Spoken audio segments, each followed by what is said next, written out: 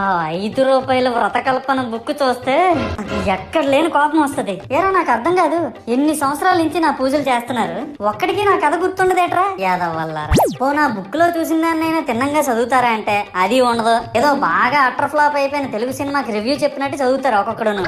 ఇంకా తర్వాత 9 రాత్రుల పాటు నాకు ఎన్ని సినిమాలు చూపించాలో అన్ని సినిమాలు చూపిస్తారా.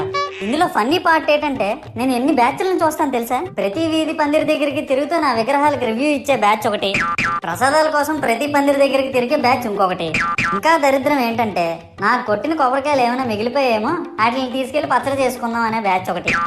ఇవన్నీ చూస్తూ 9 రాత్రులు గడిపాక సరేలే సాయంత్రం అనిపిస్తారులే అని కాలు మీద కాలు వేసుకొని కూర్చుంటే అప్పుడు మొదలవుతాదిరా నా నిమజ్జనం వ్యాన్ ముందు 90 వేసి నాగిని డాన్స్ చేస్తారు. అంటే నాకు అర్థం కాదు, 9 రోజులు వాళ్ళతో కలిసి ఉన్నానని నన్ను కూడా వాళ్ళ ఫ్రెండ్ లా ట్రీట్ చేస్తారా ఏంటి? అబ్బా అబ్బా అబ్బా అబ్బా, మునిగినంత వరకు మనశ్శాంతం.